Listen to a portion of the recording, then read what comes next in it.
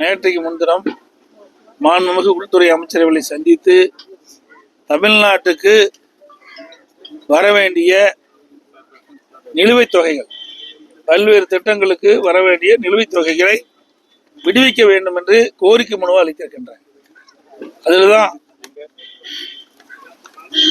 மகாத்மா காந்தி தேசிய ஊரக வேலைவாய்ப்பு உறுதி திட்டத்திற்கு மத்திய அரசிடம் மாநில அரசுக்கு வருகின்ற நிதி தாமதப்படுகிறது, அதை உடனடியாக வழங்க வேண்டும் என்று நேற்றைக்கு முன்தினமே மத்திய உள்துறை அமைச்சரிடத்தில் கோரிக்கை மனு கொடுத்திருக்கிறோம். SSA கல்வி திட்டத்திற்கு வர வேண்டிய நிலுவைத் தொகை அதையும் வழங்க வேண்டும் என்று கோரிக்கை மனு கொடுத்திருக்கிறோம். மும்மொழி கொள்கையை அழைச்சாதான் மத்திய அரசு தருவேன்னு சொல்லியிருக்காங்க. தமிழக அரசு இருமொழி கொள்கையை தான் வலியுறுத்துறாங்க. நேற்றைக்கே முந்தி சொன்னோம், உங்க டிவில எல்லாம் டிவிலையும் வந்தது.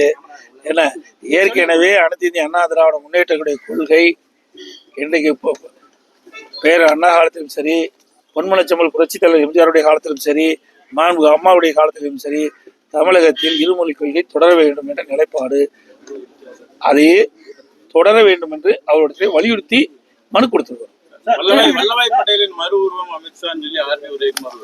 இப்ப நான் வந்திருக்கிறேன், உங்களோட நானும் இப்பதான் வந்தேன், எதையும் பார்க்கல, பார்த்துட்டு சொல்றேன். அவர் எப்ப வேணும் பேசிட்டே தான் இருக்கிறாரு. அதெல்லாம் இன்னைக்கு சாத்தியமே கிடையாது.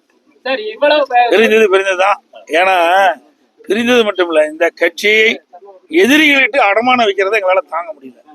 இன்னைக்கு அனைத்து இந்திய அண்ணா திராவிட முன்னேற்ற கழக தலைமை கட்சி அலுவலகத்தில் இவர் தலைமையில் ரவுடிகளை கூட்டிட்டு போய் அதை உடைச்சி அந்த தலைமை கழக புனிதமா அனைத்து இந்திய அண்ணா திராவிட முன்னேற்ற கழக தொண்டனுடைய கோயிலாக இருக்கின்ற அந்த தலைமை கழகத்தை என்றைக்கு உடைத்தார்களோ அன்றைக்கே அவள் அந்த கட்சியில் இருப்பதற்கு தகுதி இல்லை. அந்த அடிப்படையில் அவள் இணைத்துக் கொள்கின்ற வாய்ப்பே கிடையாது. நிறைய பேர் இணைஞ்சிட்டு தான் இருக்கிறாங்க.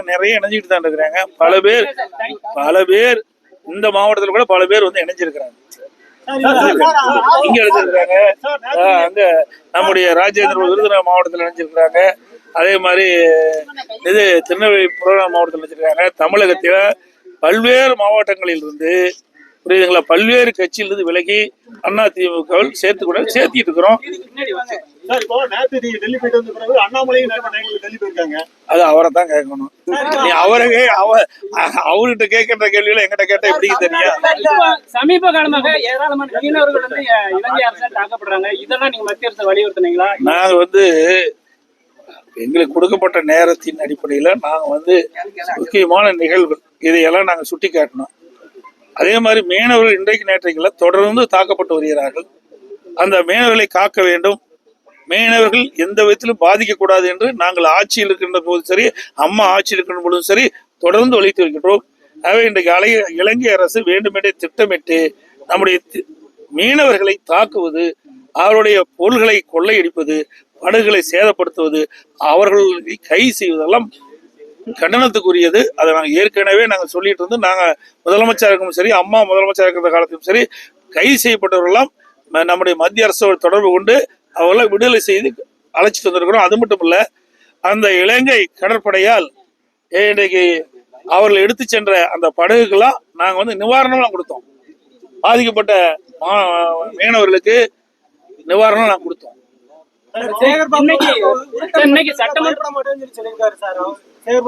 யாருக்கு உருட்ட மிரட்டல? எங்க உருட்ட மிரட்டலாங்க? ஆட்சியிலே இருக்கிற உருட்ட மிரட்டல. ஆட்சிக்கு வந்தா உருட்ட மிரட்டல அப்ப பதில் சொன்னா சரியா இருக்கு. நாங்க ஆட்சியிலே இருக்கிறோம், எதிர்கட்சி தாங்க இருக்கிறோம். எதிர்கட்சியிலே உருட்டல் மிரட்டல் இருக்கு. இப்படி இருந்தா ஆளுங்கட்சியானா என்ன ஆகுறது?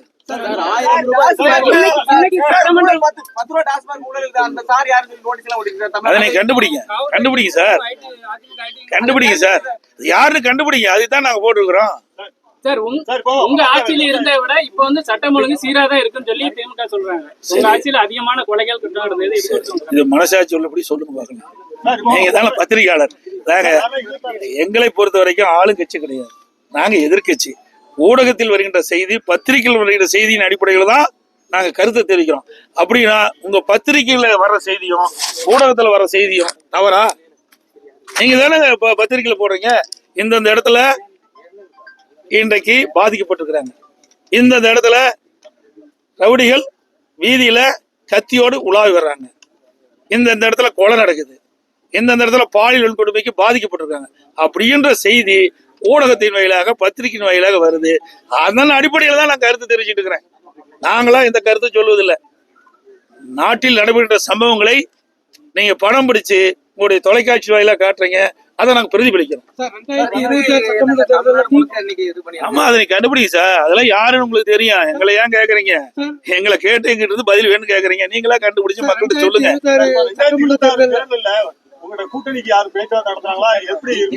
சார் 2026 நாள் எவ்வளவு நாள் இருக்குது? 11 மாத காலம் இருக்குது. 11 மாத காலத்திற்கு முன்பு எந்த செய்தி சொன்னாலும் அது நினைக்காது. புரியுதுங்களா? அதனால கூட்டணி அமைக்கின்ற பொழுது பத்திரிகையாளர்களும் செய்தியாளர்களும் அழைத்து நிச்சயமாக தெரிவிப்போம். புரியுதுங்களா? தேர்தல் நெருங்குகின்ற பொழுது கூட்டணி பேச்சுவார்த்தை நடைபெறும், நிச்சயமாக நடைபெறும். அப்படி நடைபெறுகின்ற பொழுது உங்களுக்கு முழுமையான தகவல் கொடுக்கப்படும்.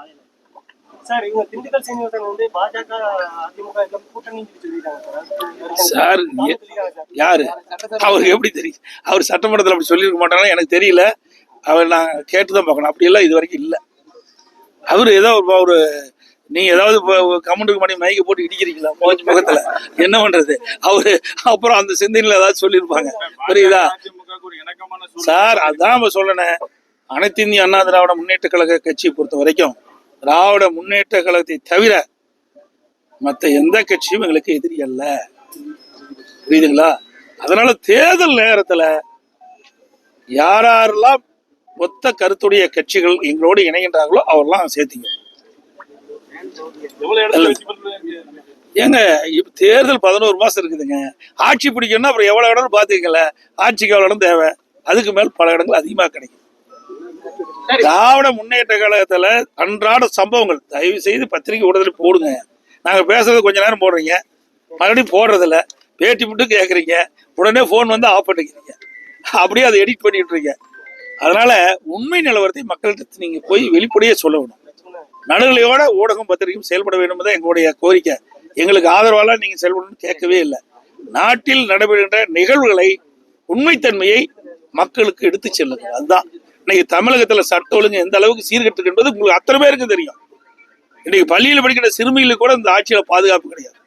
சிறுமி முதல் மூதாட்டி வரை இன்னைக்கு பாலியல் வன்கொடுமைக்கு ஆளாக்கப்படுகின்ற செய்தி தொலைக்காட்சியிலும் பத்திரிகையில் வருகின்ற வெக்கக்கேடான செய்தியை தினந்தோறும் நான் பார்த்துட்டு இருக்கிறோம். இந்த ஒரு வாரத்துல மட்டும் ஒரு 3 செய்தி வந்திருக்க இன்னைக்கு பத்திரிகை ஊடகத்திலே பார்த்தேன். அவ்வளவு மோசமான ஆட்சி. போதைப் பொருள் நடமாட்டம் அளவே இல்லை. எல்லாம் கஞ்சா போதை, எல்லாம் அருவாளை தூக்கிட்டு வீதியில உலா வர்றான். நேற்று முந்தைய நினைக்கிறேன் ஊடகத்துல தான் பார்த்தேன். நீங்க காட்டின ஊடகத்துல பார்த்தா சொல்றேன். அவ்வளவு மோசம். இன்றைக்கு குற்றச்செயல் ஈடுபடுகின்றவர்கள் காவல்துறைக்கு அச்சமே கிடையாது. சர்வசாதாரணமா இன்றைக்கு இந்த கொலை சம்பவம் நடந்துகிட்டு இருக்கு. இதெல்லாம் தடுத்து நிறுத்த திறமையற்ற அரசாங்கம் தான் இன்றைக்கு இருக்கிற அரசாங்கம். காவல்துறை தான் நான் ஏற்கனவே சொல்லிட்டு இருக்கேன். காவல்துறை ஏவல் துறையா மாறி போச்சு. எல்லாம் கூட சொல்லும் தம்பி. கூட்டணி அமைக்கும் போது யார் யாரு எந்தெந்த கட்சி எங்களோட கூட்டணி இருக்கிறதெல்லாம் தெளிவுபடுத்துவாங்க. எல்லாம் கவலைப்படாதீங்க. ஏங்க எனக்கு தெரியலீங்க. தெரிஞ்சாதான் நான் சொல்ல முடியும். தெரியாத நீங்க கேட்கிற கேள்வி தவறா சொல்லிடக்கூடாதுல்ல. நான் காலையில இறங்கினேன், நேரம் அங்க போனேன், அங்க இரங்கல் செய்தி கொடுத்தேன். நீங்க உங்களுடைய இடையில மறிச்சுக்கிட்டீங்க. நீங்க பேட்டி கொடுத்தே ஆகணுங்க. சரி, எனக்கு தெரிஞ்ச செய்திகளை உங்கள் மூலம் பகிர்ந்துக்கிறேன்.